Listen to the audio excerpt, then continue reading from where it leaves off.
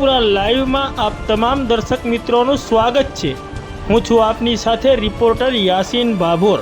આજના મહત્વના સમાચારની વાત કરીએ તો ફતેપુરા તાલુકાની ઢઢેળા ગ્રામ પંચાયતના વહીવટદારો, તલાટીઓ અને મળતિયાઓએ મળીને 1.25 કરોડથી વધુનો ભ્રષ્ટાચાર કર્યો હોવાના આક્ષેપ સાથે ગામના જાગૃત નાગરિકે છેક પ્રધાનમંત્રી સુધી રજૂઆત કરી।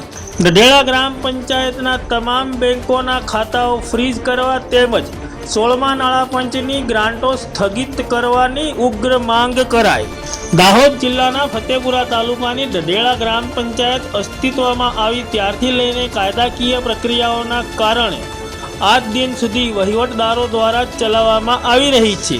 આ ઢઢેળા ગ્રામ પંચાયતના વહીવટદારો, તલાટીઓ અને મળતિયાઓએ ભેગા મળીને 15મા નાણાં પંચની ગ્રાન્ટમાંથી ₹1.25 કરોડથી વધુનો ભ્રષ્ટાચાર આચર્યો હોવાના આક્ષેપ સાથે ગ્રામના જાગૃત નાગરિકે તમામ પુરાવાઓ સાથે પ્રધાનમંત્રી, મુખ્યમંત્રી તેમજ કોમ્પ્ટ્રોલર ઓડિટર જનરલ રાજકોટ તેમજ દાહોદ જિલ્લા કલેક્ટર અને દાહોદ જિલ્લા પોલીસ વડાને રજૂઆત કરી છે।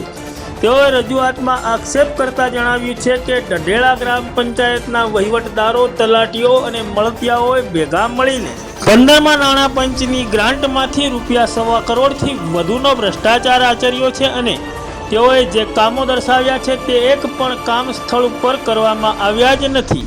તેઓએ રજૂઆતમાં વધુમાં જણાવ્યું છે કે આ તમામ બાબતોને ધ્યાને રાખીને ઢઢેળા ગ્રામ પંચાયત અસ્તિત્વમાં આવી ત્યારથી માંડીને આજ દિન સુધી ઢઢેળા ગ્રામ પંચાયત દ્વારા કરવામાં આવેલા તમામ કામોની તપાસ કરવામાં આવે અને દોષિતો સામે કડકમાં કડક અને કાયદેસરની કાર્યવાહી કરવામાં આવે તેમજ ઢઢેળા ગ્રામ પંચાયતના તમામ બેંકોના ખાતા ફ્રીઝ કરવામાં આવે અને 16મા નાણાં પંચની ગ્રાન્ટો સ્થગિત કરવામાં આવે તેવી તેઓએ માંગ કરી છે અને દોષિતો સામે કડકમાં કડક અને કાયદેસરના પગલાં લેવામાં આવે તેવી પણ તેઓએ માંગ કરી છે અને આ તમામ નાણાં દોષિતો પાસેથી વ્યાજ સહિત વસૂલ કરવામાં આવે તેવી પણ તેઓએ માંગ કરી છે।